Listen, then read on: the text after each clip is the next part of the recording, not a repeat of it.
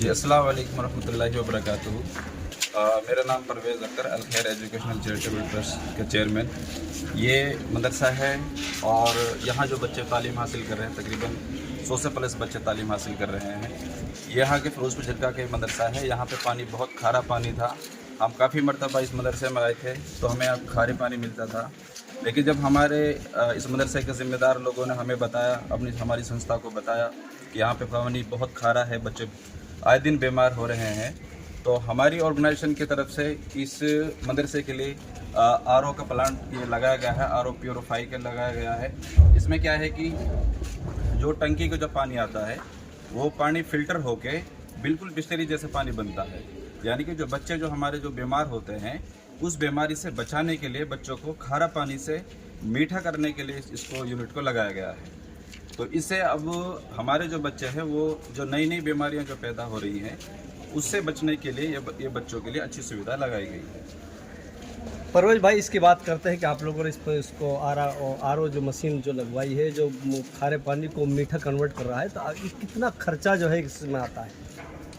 इसमें लगभग मशीन की कीमत तो तकरीबन 12,000 से प्लस ही होती है और इसमें ये एक फ़िल्टर है, इसकी ज़्यादा कीमत नहीं होती। यानी कि 6 महीने में ज़्यादा से ज़्यादा 500-600 रुपये का खर्चा होता है। इतना बड़ा कॉस्ट इसका है नहीं है, लेकिन बेहतर ये है कि ये हर मदरसों में, हर स्कूलों में ये सुविधा लगाई जाए, क्योंकि इससे क्या है कि जो हमारे पानी आजकल जो TDS बहुत ज़्यादा बढ़ा हुआ है, तो इस TDS को आप ख़त्म करके ये अपना अच्छा पानी घरों में भी इस्तेमाल कर सकते हैं, स्कूल के लिए भी इस्तेमाल कर सकते हैं।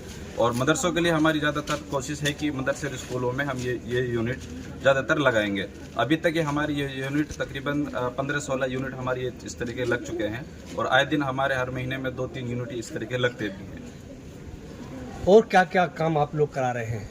हमारा जैसे स्मॉल बिजनेस हमारे प्रोजेक्ट चल रहे हैं, जो हमारी बेवाएँ जो महिला हैं, औरतें हैं, जो जिनके पास कोई काम नहीं है और छोटे छोटे बच्चे हैं जिनके ज़्यादा से ज़्यादा 6-7 साल के जो बच्चे हैं, ऐसी औरतों के लिए हम स्मॉल बिजनेस लगाते हैं। जैसे आटे की चक्की हमने लगाई है। अभी रकबर का जो कांड हुआ था उसकी वाइफ के लिए भी हमने अभी आटे की चक्की लगाई थी। और डिंगर वो जो कांड हुआ था उसमें पहाड़ी में जो हुआ था उसके लिए भी हम लगा रहे हैं। जुनैद और नासिर के लिए हम भी अब आटे की चक्की कल या परसों हम लगा देंगे।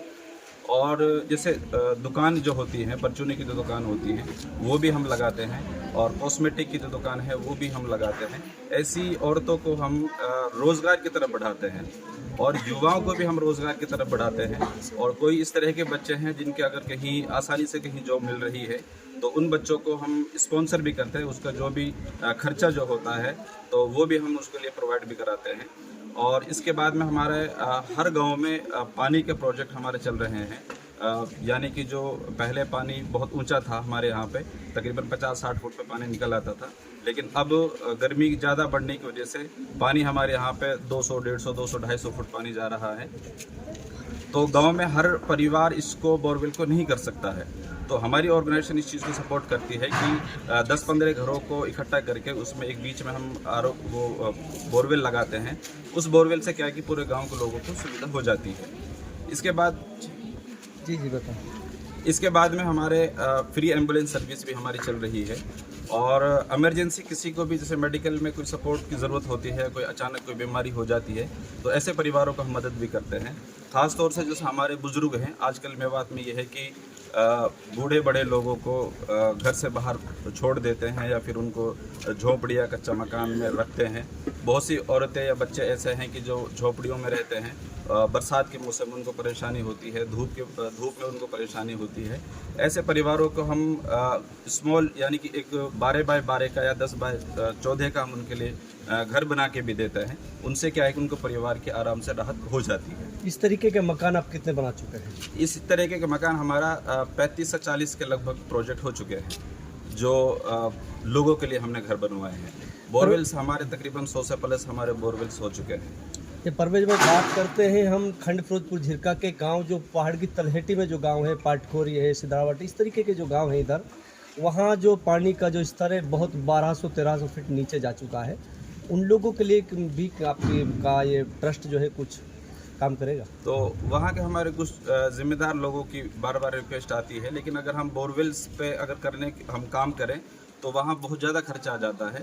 तो इसीलिए हमने फिर अभी हमारी टीम ने यही मशवरा किया है कि उन गाँवों में पाटकोरी जैसे पहाड़ी के बाल में जो गांव हैं उनके लिए हम वाटर स्टॉक टैंक हम बनाएंगे, सीमेंट के टैंक बनाएंगे, जिसमें 1 टैंकर या 2 टैंकर स्टॉक हो जाए और बीच बीच में हमारी ऑर्गेनाइजेशन उसमें सपोर्ट भी करेगी। टैंकर पानी ट्रैक्टर के ज़रिए से, टैंकर के ज़रिए से वहाँ पानी हम स्टॉक रखेंगे ताकि गाँव के लोगों को इमरजेंसी में उसकी मदद मिल सके उससे। लगातार आप लोगों के लिए गर्मी ज़्यादा पड़ रही है, लोगों को कूलर आप वितरित कर रहे हैं, जो अभी भी आप मदरसे में 4 कूलर आप लोगों ने दिए हैं, तो किस तरीके का महसूस आपको होता है इस समाज सेवा का? ये तो बहुत अच्छी बात है कि ये खुशनसीब लोग हैं जिनके लिए ऊपर वाला ये काम देता है। हालांकि हमसे बड़े पैसे वाले लोग भी बैठे हैं, पढ़े लिखे भी लोग बैठे हैं, लेकिन जिसको अल्लाह चाहता है उसके ज़रिए से काम होता है।